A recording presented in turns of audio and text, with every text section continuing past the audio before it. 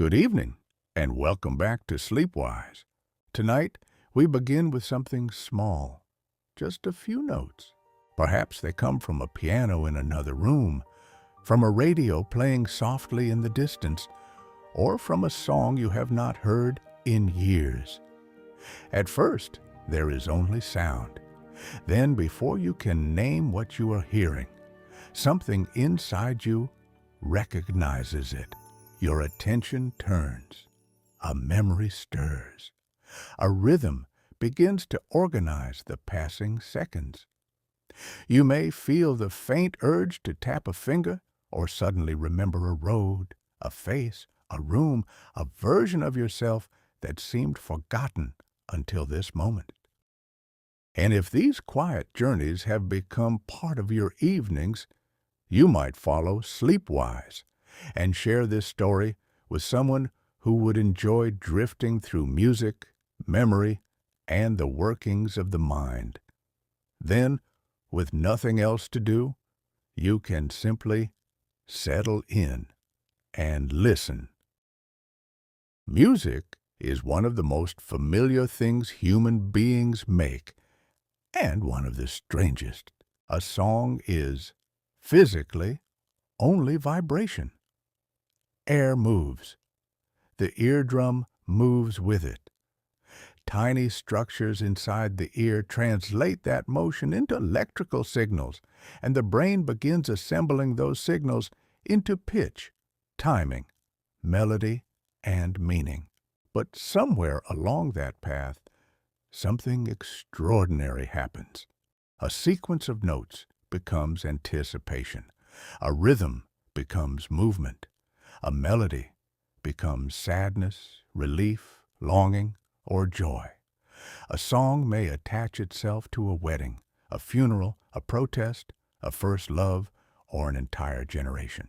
Some pieces travel farther still. They outlive the people who created them. They cross borders.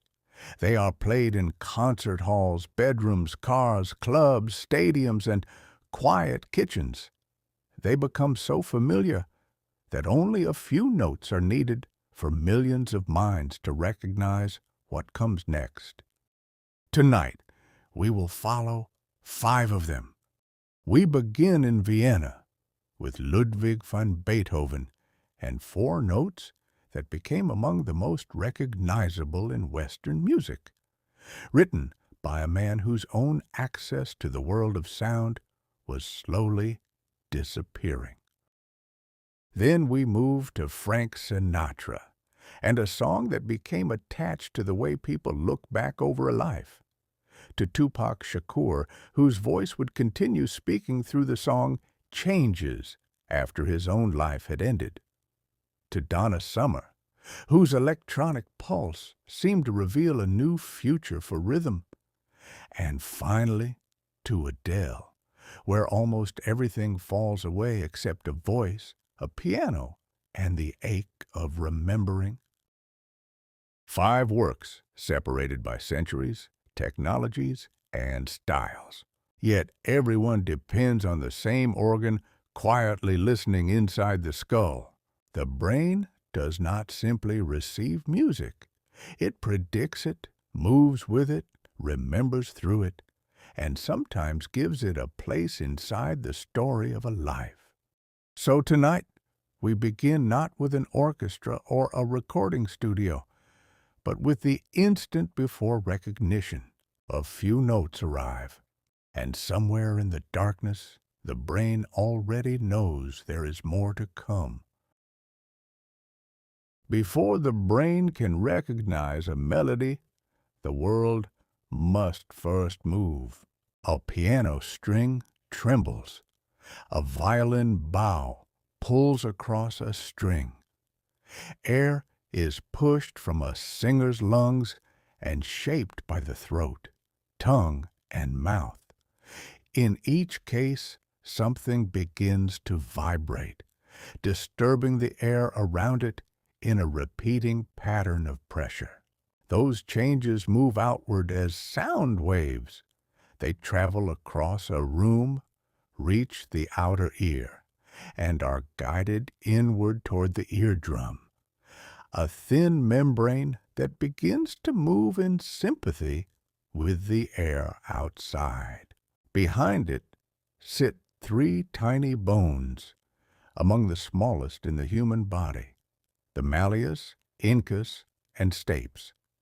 They pass the vibration deeper into the ear toward a curled, fluid-filled structure called the cochlea. Inside the cochlea, different regions respond most strongly to different frequencies. High sounds create their greatest movement near one end, lower sounds farther along the spiral. Delicate sensory cells bend with these movements and convert mechanical vibration into electrical activity. At this point, the original sound has disappeared. No fragment of piano enters the brain. No tiny orchestra travels along a nerve. What continues is information. Patterns of timing, frequency, intensity, and change carried toward the brain through the auditory nerve. And even here, there is no single destination called the music center. Signals move through several stages before reaching auditory regions of the cortex, but music quickly recruits far more than hearing alone. The brain compares one moment with the one before it. It notices repetition. It estimates where a sound came from. It begins predicting when another sound may arrive.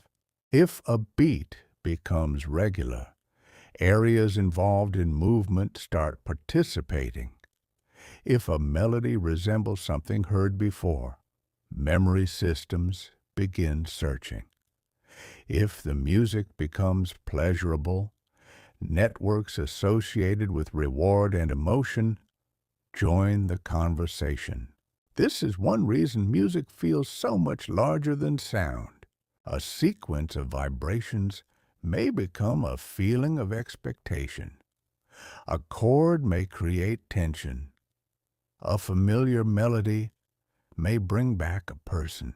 A rhythm may cause the body to prepare for movement before you consciously decide to move.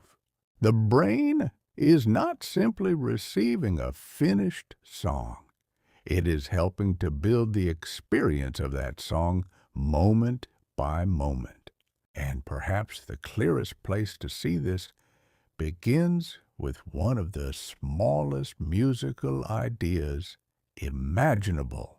4 notes, not a long melody, not a complicated theme, just 4 notes, repeated and transformed so insistently that more than 2 centuries later, millions of people can still recognize them almost at once.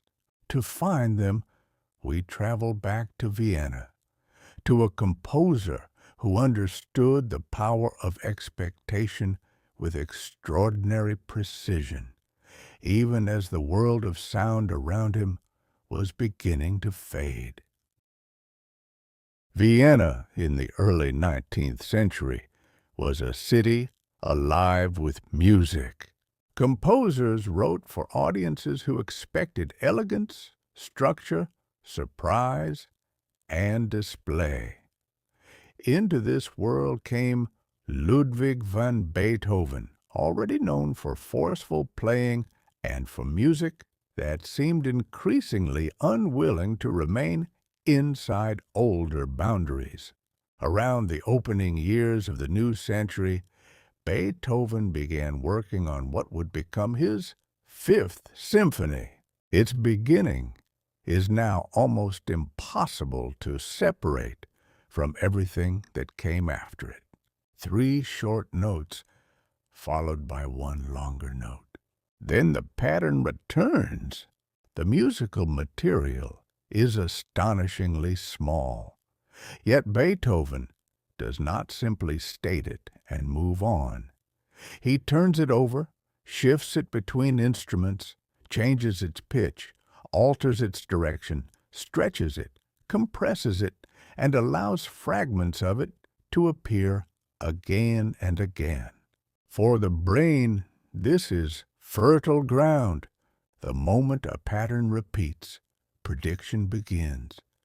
After hearing a musical idea once, the listener has little certainty. After hearing it again, the mind starts building expectations. It begins asking, silently and automatically, will that shape return? Will the next note arrive where I expect? Will the phrase continue or suddenly turn somewhere else? This movement between recognition and surprise is one of music's central pleasures. Too little repetition, and the brain struggles to find structure. Too much, and attention may drift.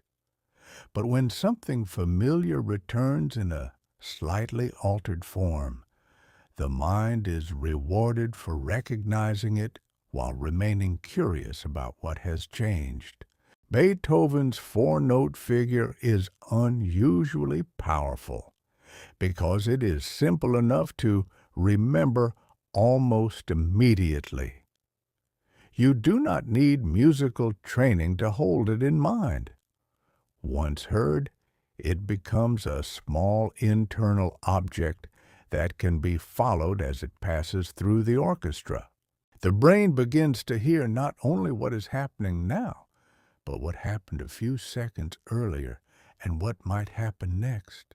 This is essential to all music. A melody cannot exist in one instant. The first note must remain in memory long enough to be compared with the second. Rhythm requires the brain to measure intervals across time. Harmony gains meaning partly because one chord creates expectations about another. Music, therefore, depends upon a curious mental ability.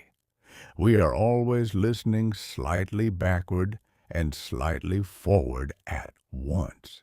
And Beethoven seemed to understand this intuitively, shaping expectation with great control. Yet, while he was creating music that depended so deeply on hearing, comparison, and anticipation, he was confronting a private crisis. His own hearing was becoming unreliable. At first, certain sounds were harder to catch. Conversations became more difficult. High frequencies faded. A musician whose life depended upon sound was beginning to lose access to the world he had spent years mastering. Beethoven's hearing loss did not arrive all at once. By his late 20s, he had begun noticing troubling changes. He struggled to hear people speaking softly. Some sounds seemed distant or distorted. He experienced ringing in the ears, and social situations became increasingly uncomfortable because he could not always follow what others were saying. For a pianist and composer, the fear was profound. Beethoven had built his reputation partly as a virtuoso performer. He could improvise at the keyboard with an intensity that astonished listeners, and performance was one of the ways musicians earned both money and status. Hearing loss threatened not only his comfort, but his profession, independence, and identity. For years, he tried to conceal the problem. He consulted physicians. He experimented with treatments that, by modern standards, could do little to address the underlying cause. He sometimes avoided conversation, not because he lacked interest in others, but because failing to hear them was humiliating. In 1802, while staying in the village of Heiligenstadt outside Vienna, Beethoven wrote a remarkable document addressed to his brothers. In it, he described the despair his deafness had caused and the loneliness of appearing withdrawn when he actually longed for company. The letter was never sent. It became known later as the Heiligenstadt Testament, and it reveals how close Beethoven came to believing that his life could no longer continue as before. Yet it also records a decision to remain alive for the sake of his art. The Fifth Symphony emerged during the years that followed. This matters because Beethoven was not yet completely deaf when he wrote it. He could still hear, though increasingly imperfectly, and his condition would continue worsening over many years.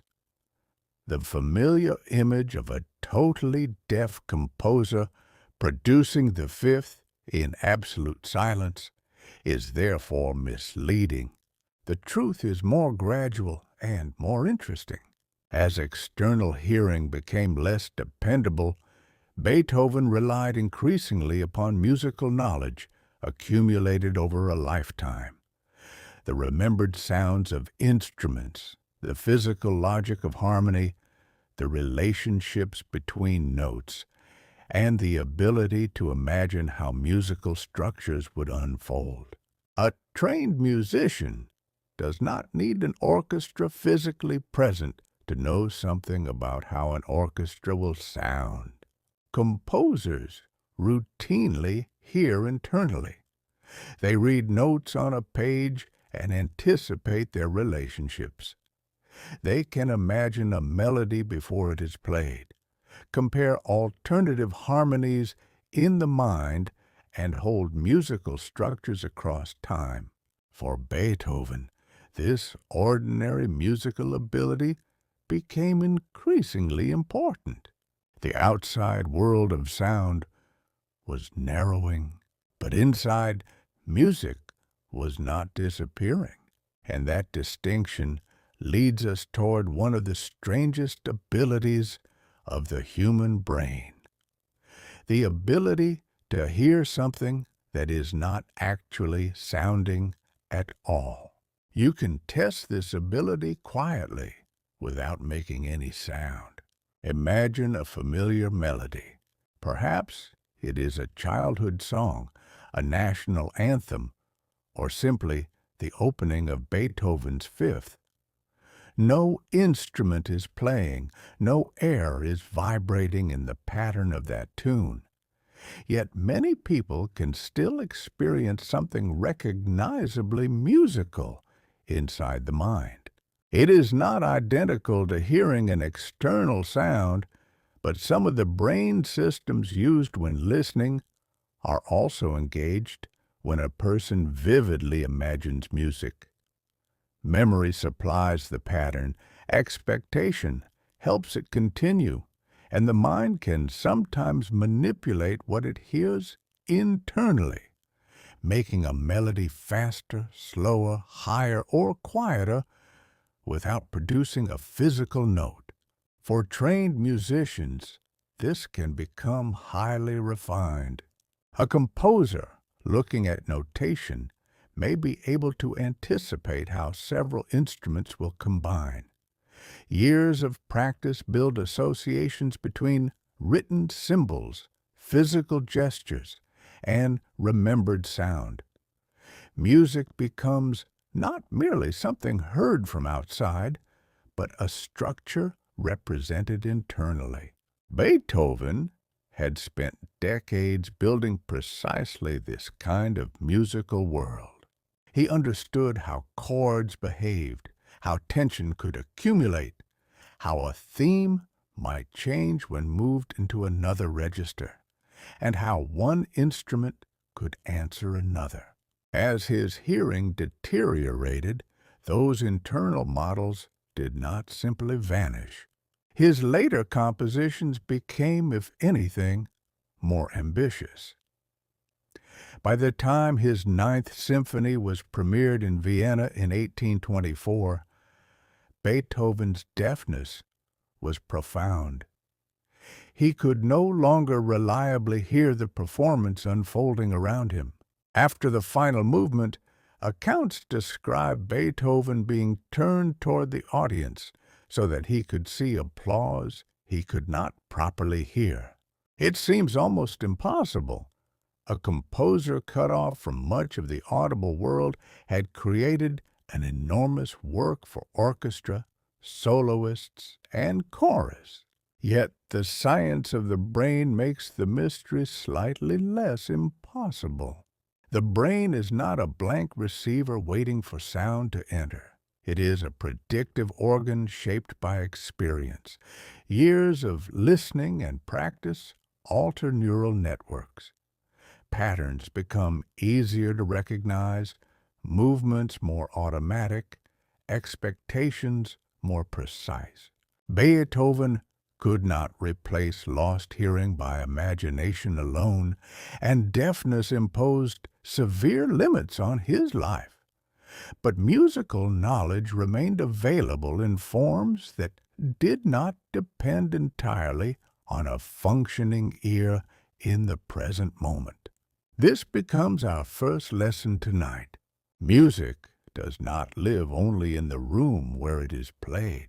It also lives in memory, prediction, learned movement, and imagination, carried inside the nervous system even when the sound itself has stopped. And from Beethoven's inward orchestra, we move forward more than a century toward another man whose voice would become attached not to 4 famous notes, but to the way millions of people imagined the story of a life. More than a century after Beethoven, another melody began its journey in a very different musical world. It started not in New York or Las Vegas, but in France. In 1967, the French singer Claude François released a song called Comme d'habitude, written with Jacques Revaux and lyricist Gilles Thibault.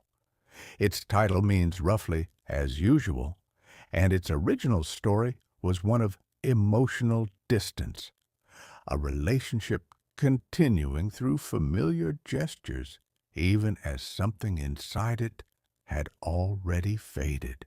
The melody traveled beyond France and eventually reached Paul Anka, the Canadian-born singer and songwriter who had built a career writing polished popular songs for radio, nightclubs, and television. Anka heard something in the tune that seemed capable of carrying an entirely different story. He acquired the English language rights, but rather than translating the French words, he began again. The melody would remain recognizable, while the meaning changed almost completely. And in Anka's mind was one particular voice. Frank Sinatra was already more than a singer.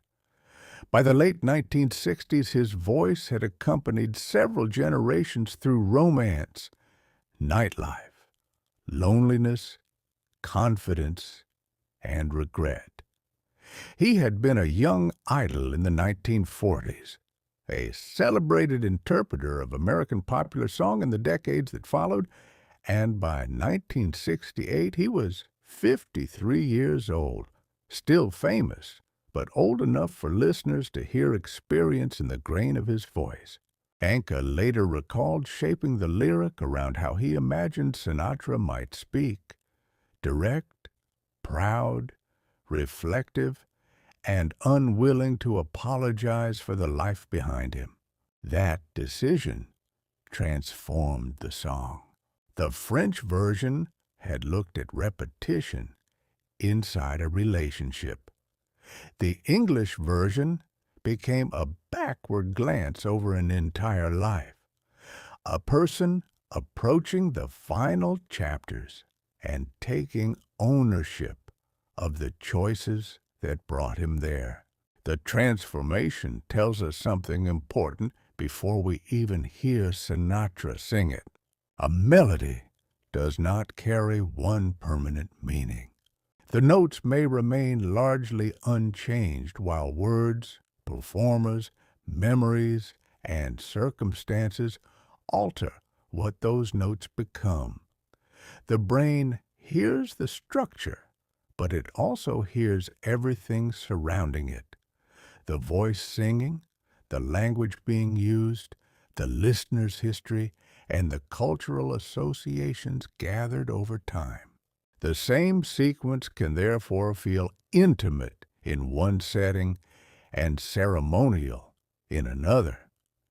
It can belong to one country, then cross an ocean and acquire a new identity. In late 1968, Sinatra entered a recording studio in Los Angeles with an arrangement by Don Costa. Orchestra, voice, and melody were brought together, and a French song of fading routine was reborn as something grander and more defiant. It would be released in 1969 under a title of only 2 words, My Way, and in time, those 2 words would stop belonging only to Frank Sinatra. When Sinatra recorded My Way, he was only 53, younger than the weathered perspective of the song might suggest. But the voice carried history. By then, listeners had heard him for decades. They knew the smooth young singer who had drawn crowds in the 1940s, the mature interpreter of torch songs and loneliness, the confident figure associated with tailored suits, late nights, and self-possession.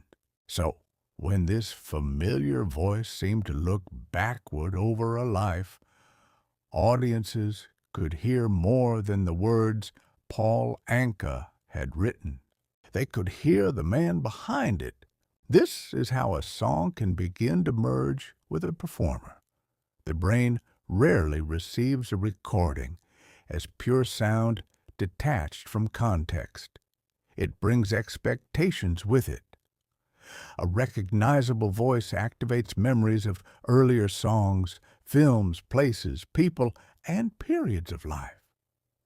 The singer's public story quietly enters the listening experience, and My Way offered an especially inviting frame. Its perspective is simple.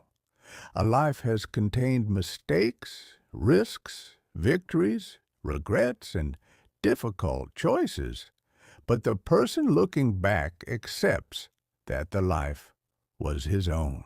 That idea leaves enormous room for the listener.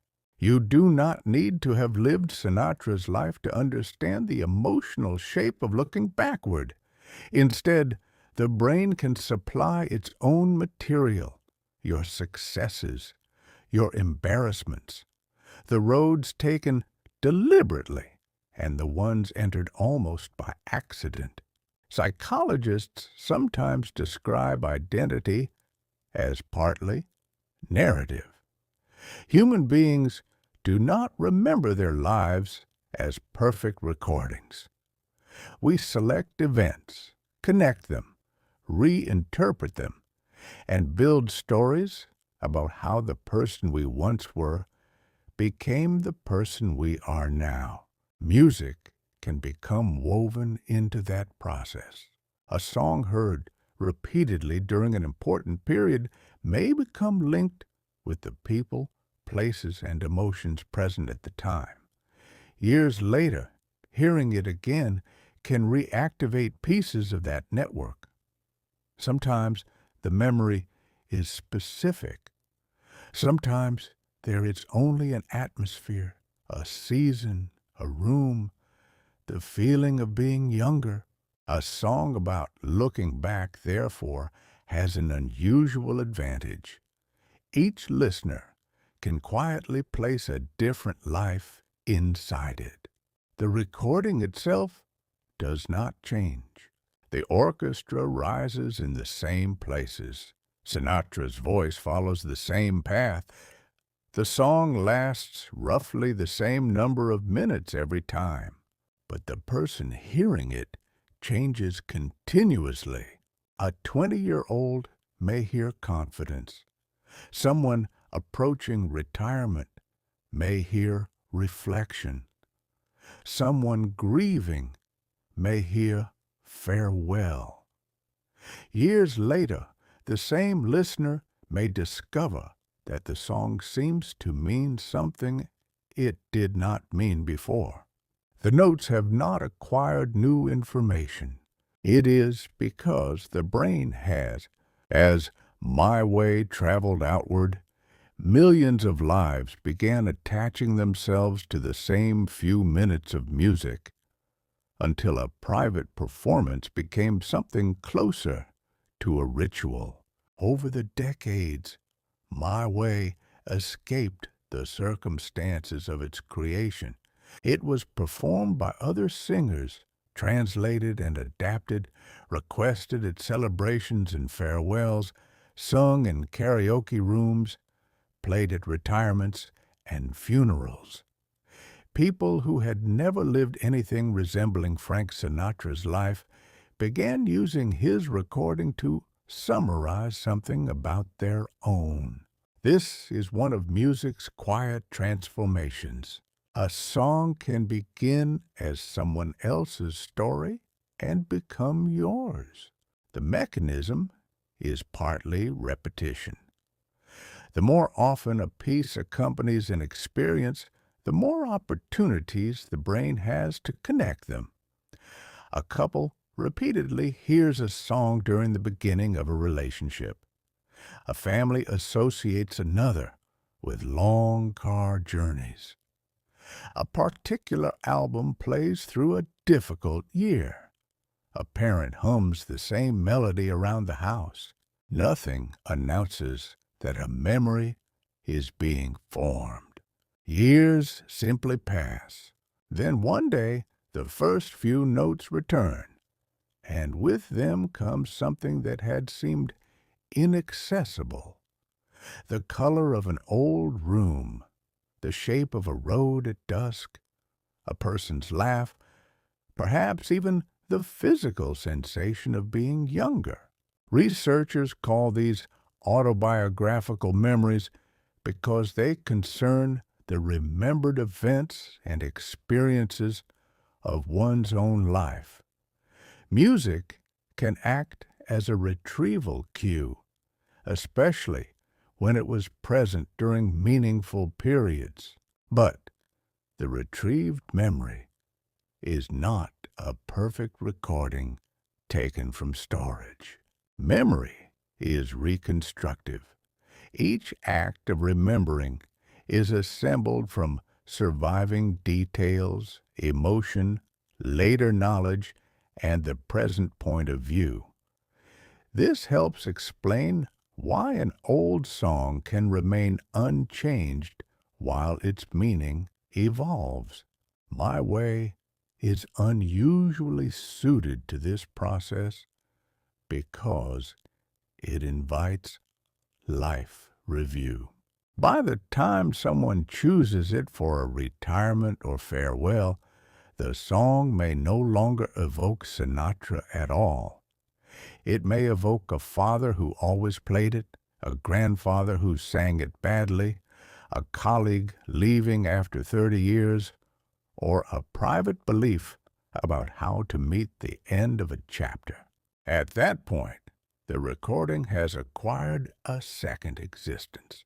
There is the physical recording made in 1968, and there are the countless versions carried inside individual brains. This is how music becomes cultural without ceasing to be personal. Millions of people can know the same melody while attaching completely different memories to it. Beethoven showed us that music can survive inside the mind even when external hearing fails. Sinatra shows us something different. Music can become scaffolding for identity, helping the brain organize the past into a story that feels like a life. But not every song asks us to look backward at ourselves. Some songs ask us to look outward at the world around us. And toward the end of the 20th century, another voice would use music not to summarize one life, but to describe contradictions that seem to repeat across many lives. His name was Tupac Shakur. Tupac Shakur entered popular music carrying more than one identity at once. He could be reflective and confrontational, tender and angry, theatrical and sharply observant. His songs moved between private relationships and public conditions, often treating the streets around him not merely as scenery, but as evidence. He was born in New York City in 1971 to Afeni Shakur, who had been involved with the Black Panther Party. His childhood included periods of instability and movement, and as a teenager, he studied acting, poetry, dance, and music at the Baltimore School for the Arts before later moving west. By the early 1990s, hip-hop itself was changing rapidly. What had begun in New York neighborhoods in the 1970s had grown into a major cultural force. Rap could still be playful and celebratory, but it had also become a form capable of carrying reportage, argument, autobiography, humor, anger, and political criticism. Tupac stepped into that expanding form with unusual intensity. His early work addressed poverty, racism, policing, violence, pregnancy, family, and the choices available to people living under pressure. He was not describing these subjects from a calm distance. His own life was increasingly entangled with fame, conflict, legal trouble, vulnerability, and danger. Among the material he recorded in the early 1990s was an early version of a song called Changes. Its central concern was visible in the title. Why do certain conditions seem to persist even when everyone can see the damage they cause?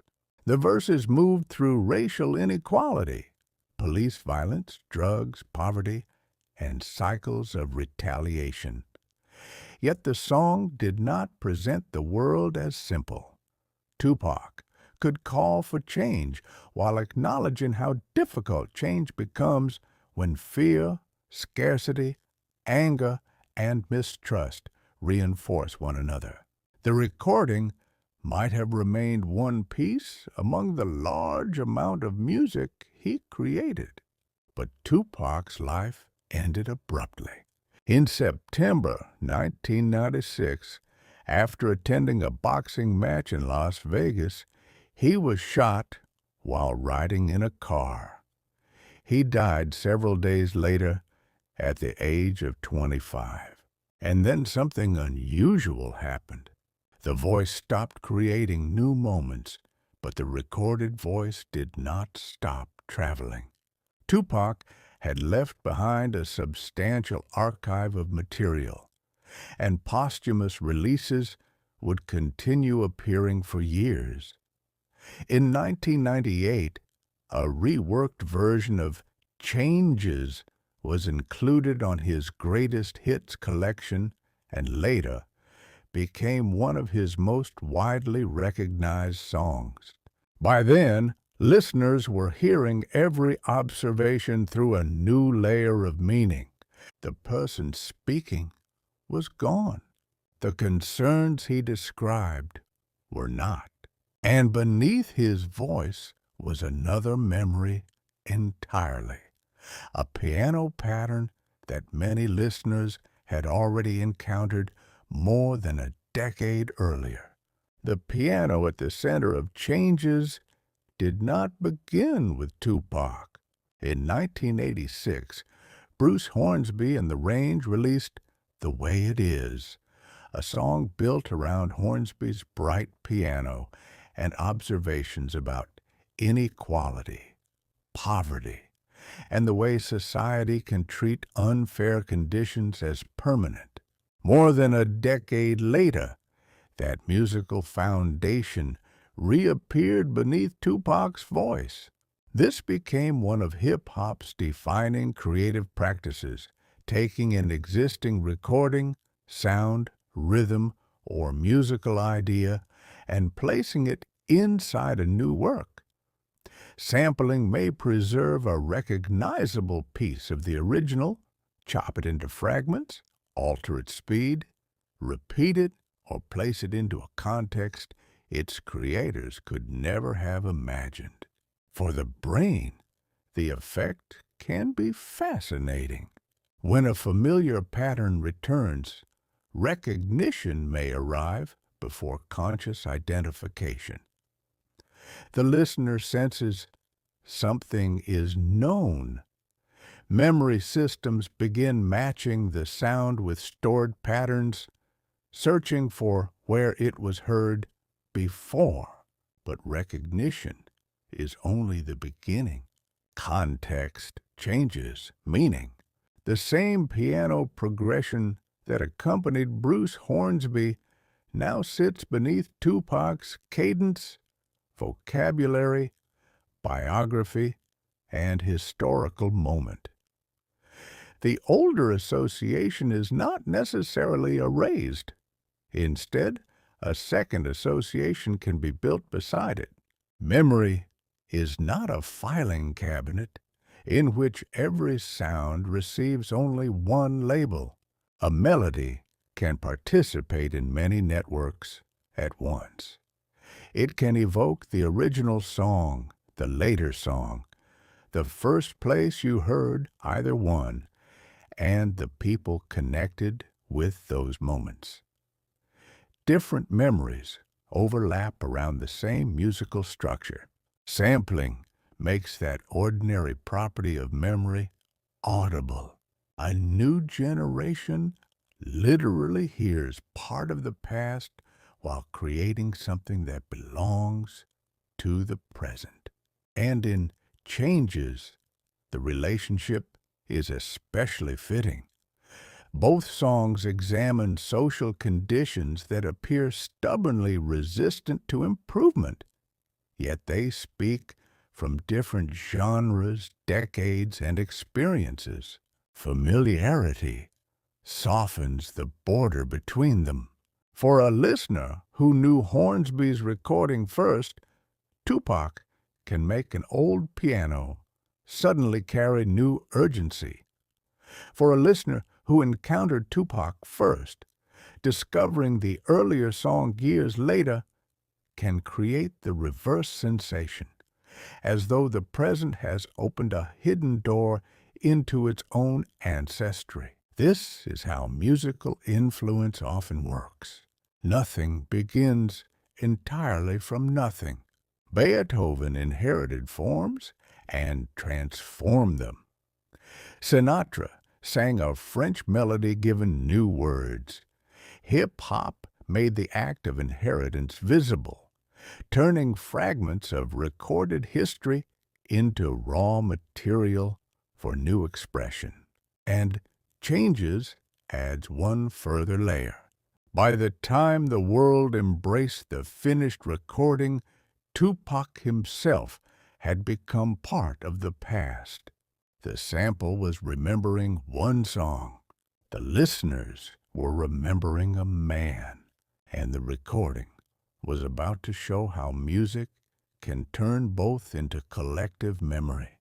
Munich, in the 1970s, had become an unlikely laboratory for a new kind of popular music. Donna Summer, an American singer living in Europe, had already found success working with producers Giorgio Moroder and Pete Bellotte. Together, they had explored disco, a form built for movement, repetition, and the communal energy of the dance floor. Then came a song that seemed to belong to a future not yet fully visible. I Feel Love. The idea was simple enough: create something that sounded unlike the past.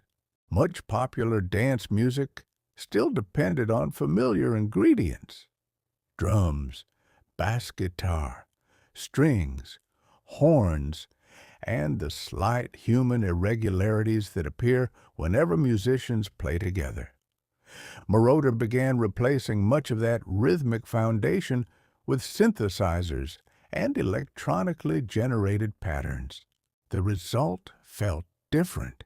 Beneath Summer's voice was a pulse of remarkable steadiness, notes repeated with machine-like precision, cycling again and again while the harmony shifted above them.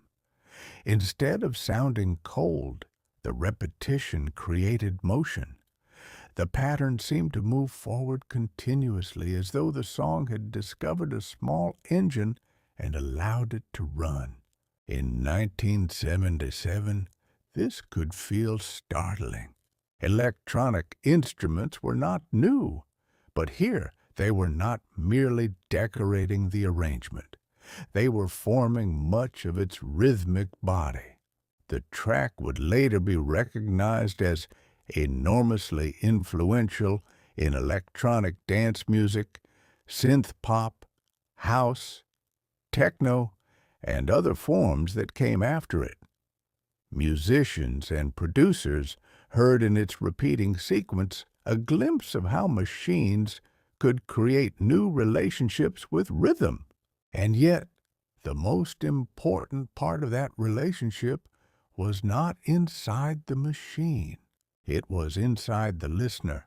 A synthesizer does not experience a beat. It repeats a pattern because it has been programmed or played to do so. The human brain, however, hears those repetitions and begins organizing time around them. After only a few pulses, the next pulse is no longer entirely unexpected. A silent prediction appears. The brain begins estimating when the next event should arrive, and the expectation sharpens as the pattern continues. The song creates a grid in time, and the nervous system starts aligning itself with that grid.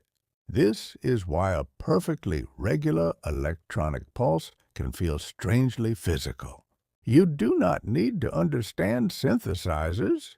You do not need to count the beats. You may not consciously analyze anything at all. The body begins to sense where the next moment belongs. And this is where Donna Summer's futuristic recording connects to something much older than disco, nightclubs, or electronics.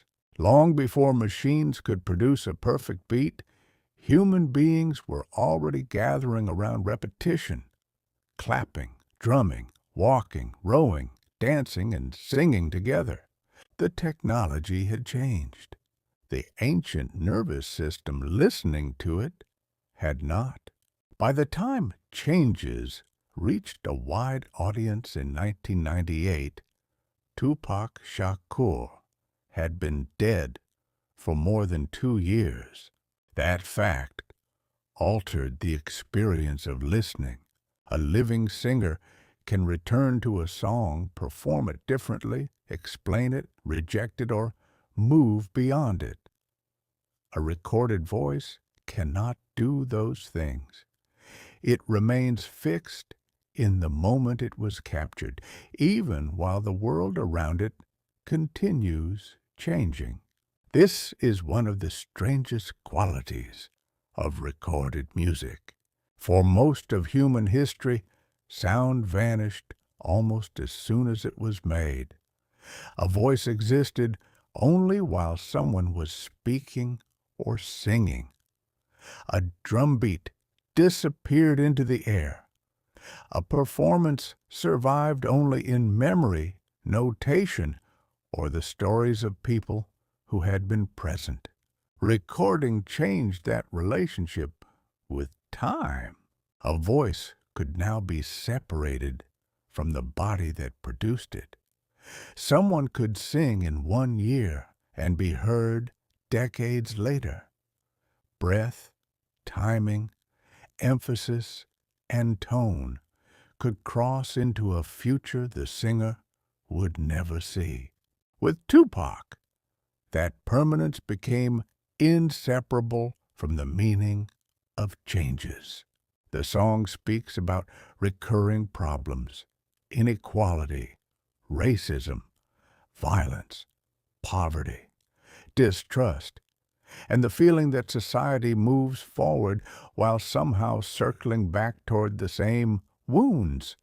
Heard after his death at 25, those observations seemed suspended between past and present. Listeners could return years later and ask whether the world described inside it had actually changed. That is one way a song becomes collective memory. Individual memory belongs to one person. Collective memory forms when groups repeatedly return to the same stories, images, recordings, ceremonies, and symbols until they become shared reference points. Music is unusually good at this because it is easy to repeat. A speech may be remembered for a line. A photograph may preserve an instant.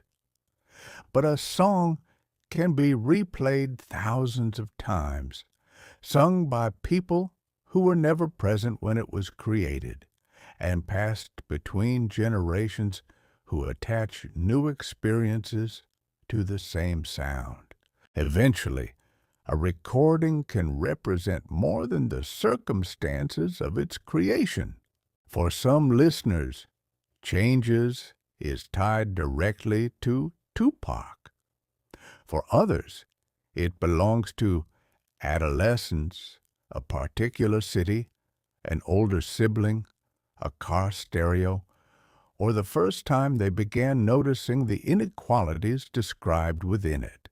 The song becomes both public and private at once, and its title acquires an additional irony. Music itself is constantly changing. Technologies change. Genres change. The machines used to make sound change.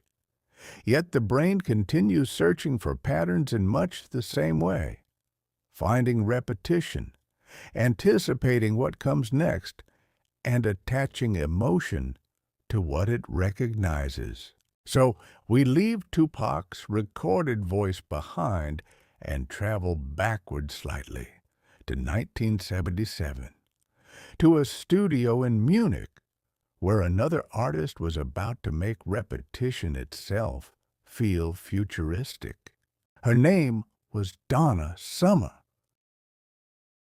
A repeating electronic pattern has a peculiar advantage over a human drummer. It does not tire. It does not become distracted. It does not place one beat a fraction early because of excitement or another fraction late because of hesitation. Once established, the sequence can return with almost mathematical regularity. That precision became part of the character of I Feel Love. Moroder used a Moog synthesizer to build repeating bass patterns that could be layered, filtered, and shifted while maintaining a remarkably stable pulse. The machinery allowed small musical units to cycle over and over, creating a sensation of continuity that would become familiar in electronic dance music. To understand why this matters, imagine hearing only two beats. There is not yet much to predict. Now imagine 4 beats, evenly spaced. By the 5th, the empty interval before the sound has acquired a shape. The brain has begun estimating how long the gap should last. This ability depends on several interacting systems. Auditory regions track the sounds themselves. The cerebellum contributes to precise timing. The basal ganglia, a group of structures deeply involved in movement and learned sequences, also participate when we perceive a regular beat. Motor areas may become active even if the listener remains completely motionless. In other words, hearing rhythm is not purely an auditory event. The brain begins preparing action. This is one reason researchers distinguish between hearing a sequence of sounds and feeling a beat.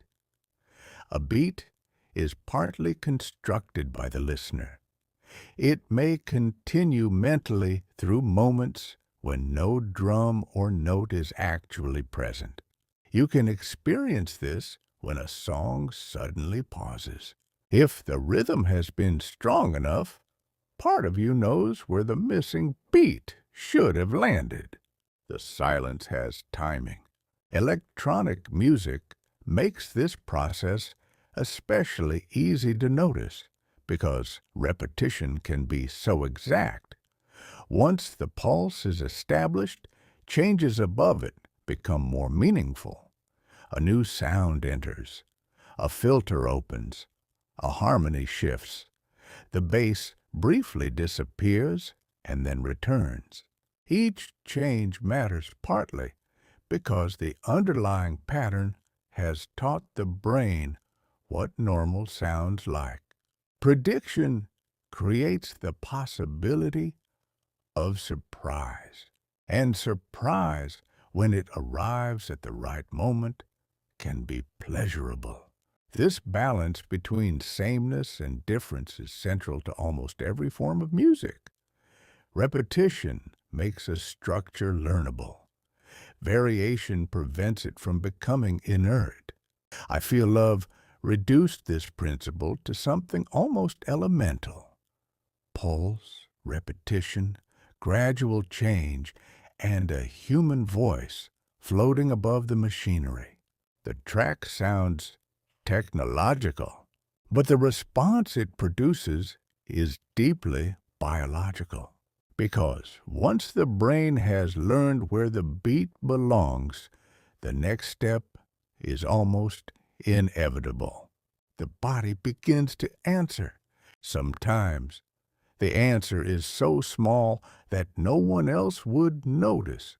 A finger moves, a foot shifts beneath the table, the head begins making tiny movements in time.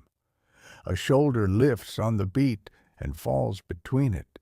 Often, this happens before the listener has consciously decided to move. The phenomenon is called entrainment, the tendency of one rhythmic process to align with another. In music, the external pulse provides a repeating temporal pattern, and the nervous system begins coordinating attention and movement around it. Humans are unusually flexible at doing this. We can clap with a song that has never been heard before. We can walk in step with another person. We can hear a beat, even when the strongest musical notes do not occur directly on it. Musicians can maintain a shared pulse while playing completely different patterns around it. The brain achieves this through cooperation between hearing and movement systems. Auditory areas detect the timing of sound. Motor regions prepare possible movements. The basal ganglia help organize repeated action and internal timing, while the cerebellum contributes to fine adjustments and coordination. The remarkable part is that these systems communicate even when movement is unnecessary. Lie perfectly still while listening to a strong rhythm, and parts of the motor network may still become involved. The brain appears to treat rhythm partly as information about when action could occur. Evolution may offer clues as to why. Human life contains rhythm everywhere. Footsteps, breathing, speech, work, ritual, and the coordinated movements of groups. Moving at the same time as others can make collective tasks easier. Marching, paddling, lifting, dancing, and chanting all depend on shared temporal structure. Music exaggerates this structure until it becomes impossible to miss. On a dance floor, strangers can coordinate without speaking. They do not need to agree on where to move or even know one another. The beat supplies a common clock. That experience can also affect attention. When the pulse is stable, the brain knows approximately when important events are likely to occur. Attention can rise and fall around those expected moments, becoming more prepared near the beat. This may be one reason rhythm can feel absorbing. The song occupies not only hearing, but prediction, movement, and attention at once. The listener is no longer simply observing sound from a distance. The nervous system has begun participating in its timing. Donna Summer's voice floats across this rhythmic machinery, while beneath it the pulse continues with patient regularity. And gradually, something curious happens. The repetition that should, in theory, become boring often becomes more compelling. The body settles into the pattern. Expectation strengthens, and the brain begins receiving pleasure not despite the repetition, but partly because of it. Repetition has a poor reputation outside music. We associate it with monotony, routine, and things that have lost their novelty. Yet, nearly every song depends on returning. A chorus comes back. A rhythm repeats. A melody reappears after wandering away. A bass line cycles. Even in Beethoven's Fifth, the tiny opening figure gains power because it keeps returning in altered forms. The brain seems to prefer neither complete predictability nor complete chaos. If every sound were entirely expected, attention would have little reason to remain. If every sound were unrelated to everything before it, the brain would struggle to build a coherent model. Music lives between those extremes. Repetition teaches the pattern. Variation keeps the pattern alive. As listeners become familiar with a piece, they learn where certain events are likely to occur. The chorus may be approaching. A harmony may be preparing to resolve. A favorite instrumental sound may be only seconds away. Anticipation itself can become pleasurable. Research on musical reward suggests that dopamine-related systems are involved not only at moments of peak pleasure, but also during the period leading toward them. The brain can enjoy waiting for something it has learned to expect. This helps explain the satisfaction of hearing a favorite song for the 100th time. You already know what happens, and that knowledge is part of the pleasure. The opening acts like a promise. The brain reconstructs the path ahead, still listening for the real sound to confirm it. When the expected moment arrives, prediction and sensation briefly meet. Electronic dance music often extends this principle. A producer can remove part of the rhythm, allowing tension to accumulate, then return the beat at the moment listeners have been waiting for. Its power comes precisely from having been withheld. I Feel Love helped demonstrate how far repetition could be pushed while staying hypnotic rather than static. Small shifts in texture, harmony, and intensity occur against a persistent pulse, giving the brain both stability and change. Donna Summer therefore gives us our fourth lesson. Rhythm is not merely something we hear. It is something the brain predicts, the motor system prepares for, and the body may begin to inhabit. Beethoven showed us music imagined internally. Sinatra showed us music attached to identity. Tupac showed us music becoming collective memory. Donna Summer shows us music entering the body through time. And now, after orchestras, crooners, sampling, synthesizers, and dance floors, we allow almost everything to fall away. We arrive at a piano, a human voice, and a song about discovering that someone you loved has continued into a life without you. In 2011, Adele released Someone Like You, and millions of listeners discovered that sadness, when given melody, can become something they willingly return to. The room becomes quieter.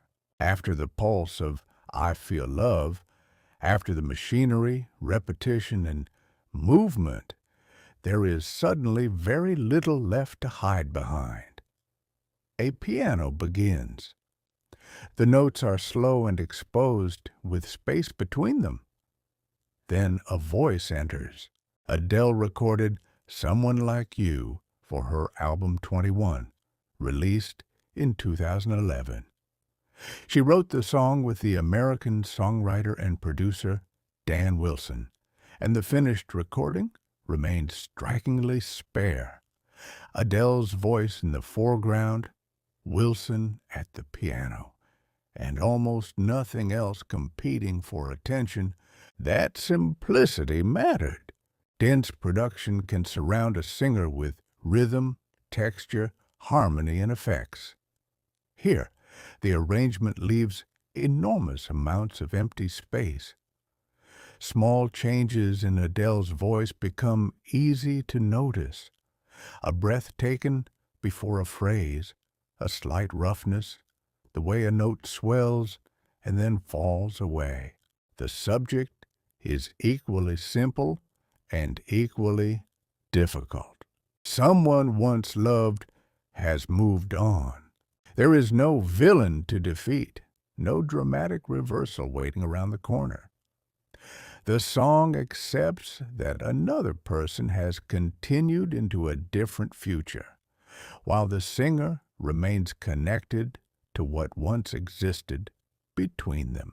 It is a remarkably ordinary human experience, and perhaps that is part of its reach. Nearly everyone understands some form of separation. A relationship ends, a friend moves away, a child grows older, a familiar place changes. Sometimes nothing catastrophic happens at all. Life simply continues, and one day we realize that a chapter we thought we still inhabited has already become memory. Music is unusually capable of holding that feeling because it unfolds in time. A melody appears, develops, and disappears. A chord arrives, creates expectation, then gives way to another. Even while a song is happening, every sound is becoming the past, almost immediately. The brain must hold those disappearing moments long enough to understand the phrase. Perhaps this is why music can feel so naturally suited to longing. It is built from things that vanish.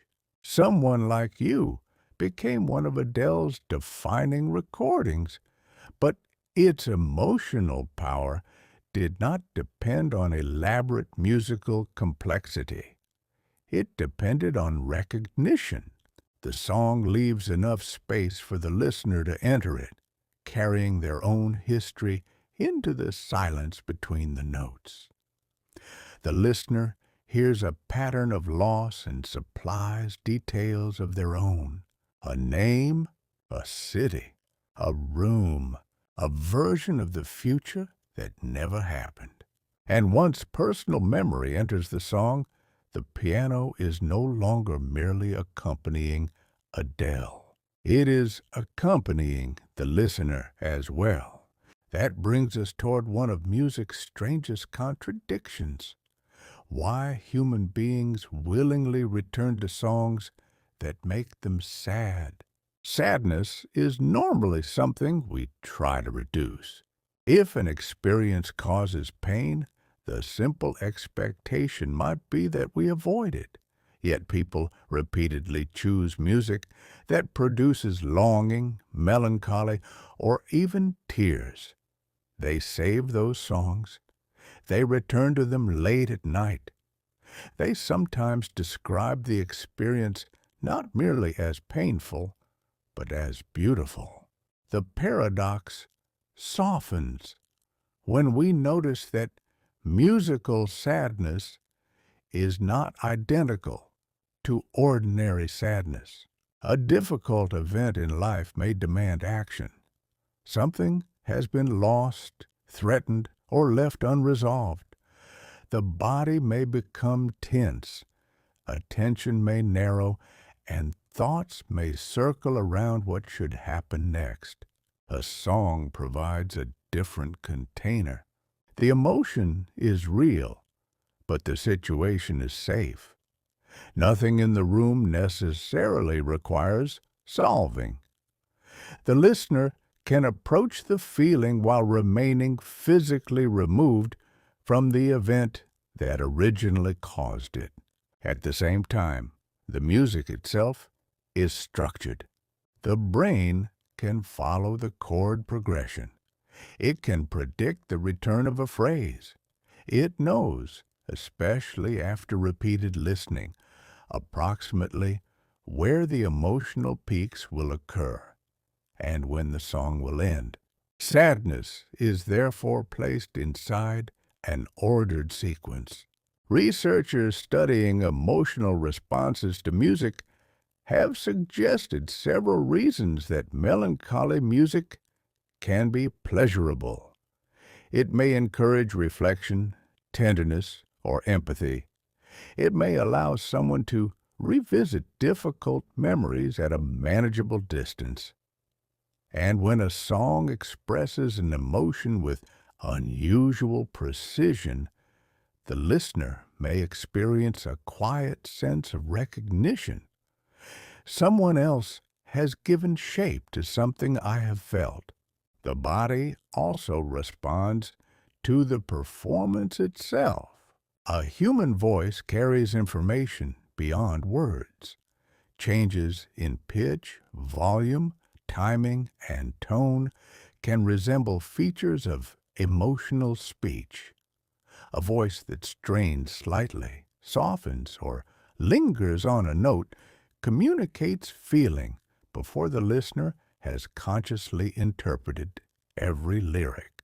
Adele's performance uses this naturally.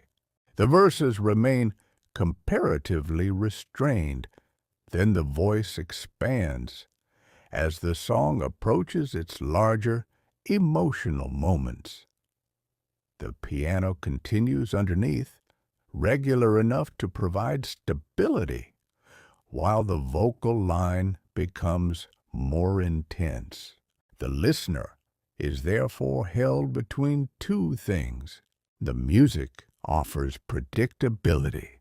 The voice offers vulnerability, and because the pattern is known, even emotional intensity becomes something the brain can anticipate. This may be one reason a sad song can feel comforting after loss. The world outside may seem disordered, but the song is not. It begins where it always begins. The familiar phrases arrive. The final chord eventually comes. For a few minutes, emotion has edges. Then something even stranger may happen. You hear the same song years later, and it no longer brings back only sadness. It brings back the person you were when you first needed it. A familiar song can act like a key. The effect may arrive before any deliberate attempt to remember. A few notes play in a shop, a car, or through someone else's phone, and suddenly the present has company.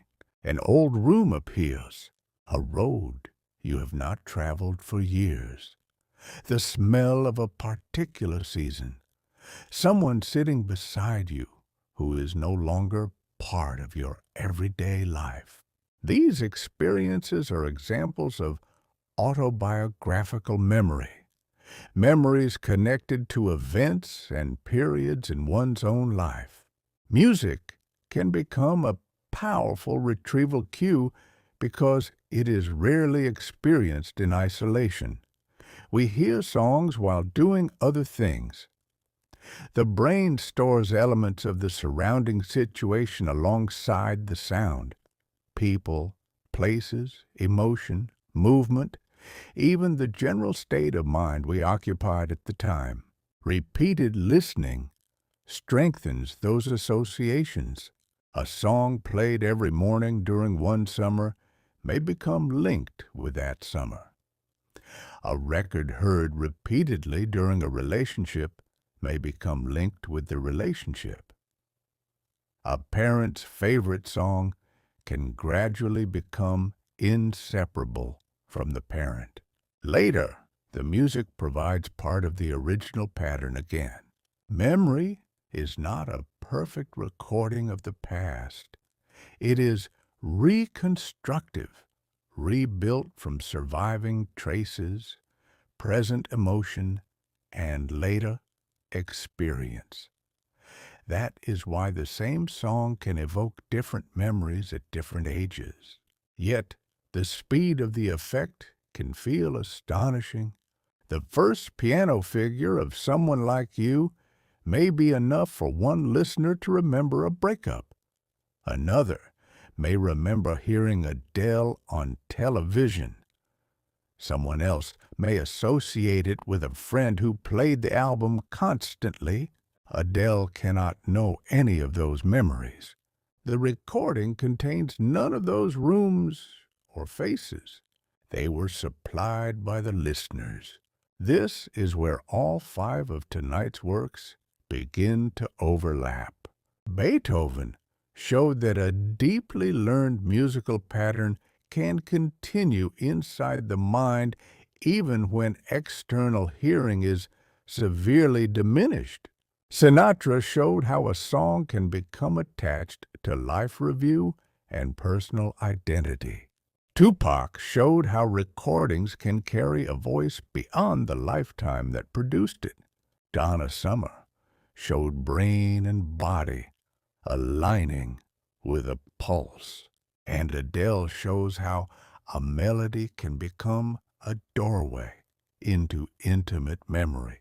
The songs themselves could hardly be more different. An orchestral symphony, a grand vocal standard, a hip-hop recording built partly from an older song, an electronic dance track, a voice beside a piano. Yet the same nervous system can make meaning from all of them. It listens backward, predicts forward, connects sound to movement, links patterns with emotion, and stores them beside the events of a life. The differences are musical. The machinery receiving them is human. And that leads to the larger question we have been circling all evening. What does it really mean when we say that a song changed the world? A song rarely changes the world in the way a law, invention, election, or war might. It does not move borders on a map by itself. It does not build a city or sign a treaty. Its influence is usually quieter and more distributed. A song changes the world by changing what millions of individual people hear, remember, repeat, imitate, and carry forward. Beethoven's Fifth began as marks on paper and sound in a concert hall. The famous four-note figure survived because orchestras kept performing it.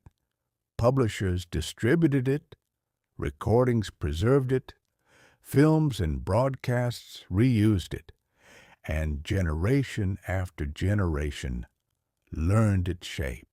The pattern became cultural memory. My Way traveled differently.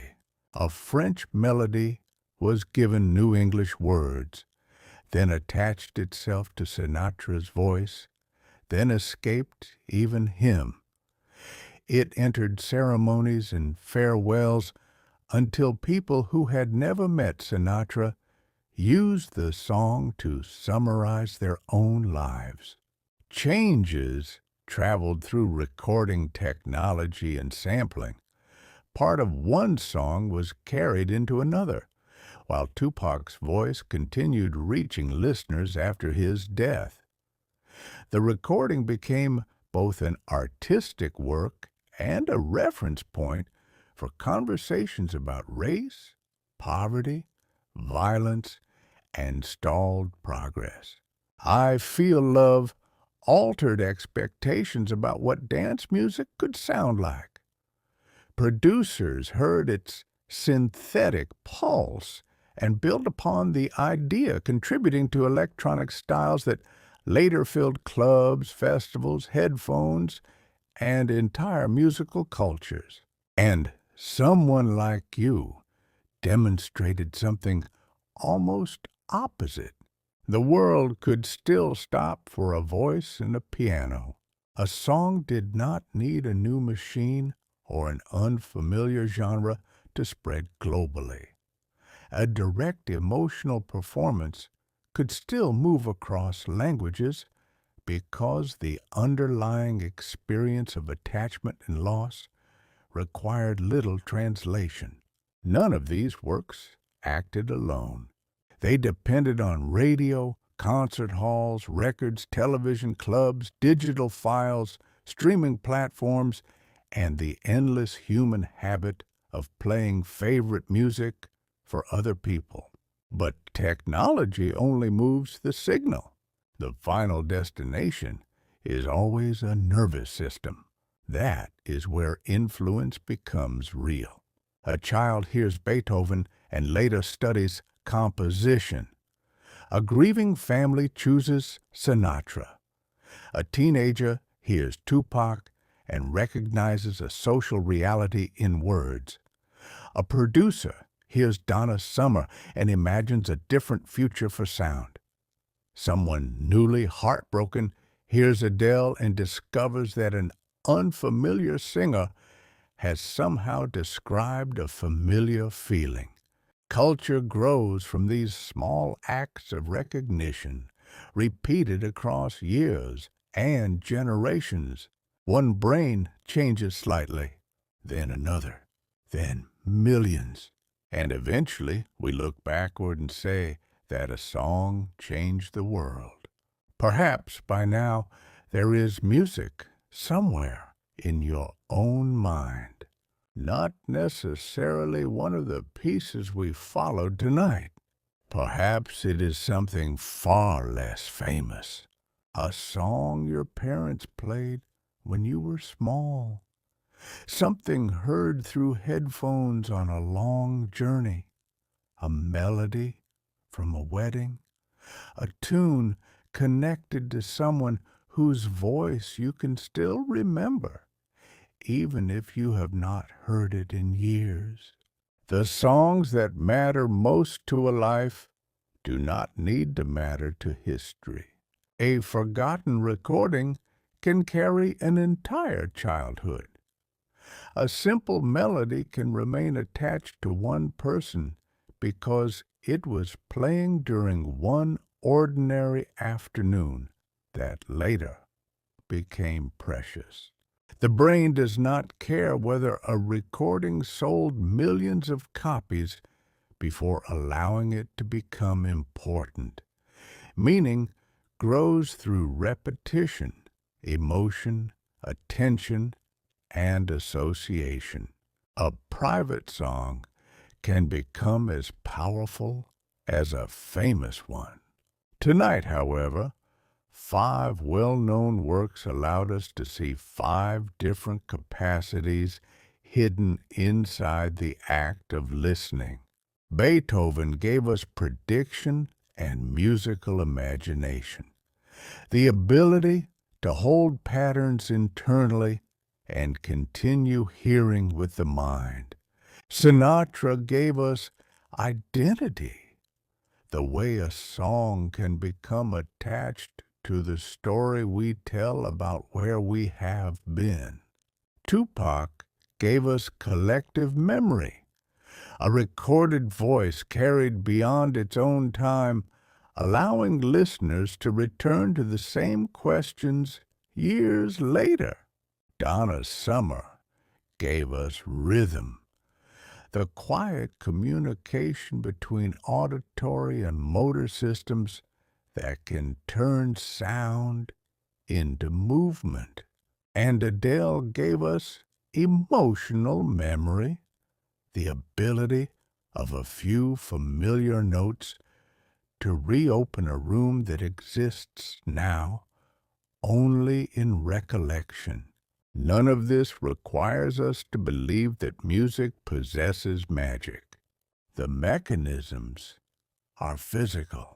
Air moves, the ear responds, hair cells bend, nerves carry electrical activity, networks in the brain compare patterns with patterns already learned, and from that physical process emerges something that does not feel physical at all.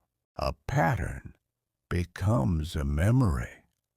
A memory becomes a feeling. And a feeling can remain long after the room where the song first played has disappeared. Longing, recognition, movement, belonging. The strange sensation that 4 notes can carry 200 years, or that a 3-minute recording can somehow contain a period of your own life. For a little while, music gives memory a shape in time. Then the song finishes. The final vibration leaves the speaker and fades into the room. The eardrum becomes still. Neural activity settles, yet something of the pattern remains, ready to be reconstructed another day when the first familiar notes return. And now, even those imagined notes can grow quieter. The piano recedes. The pulse slows. The orchestra becomes distant. The world slows, and so do we. There is nothing left to follow tonight. Only the quiet after the music. Good night.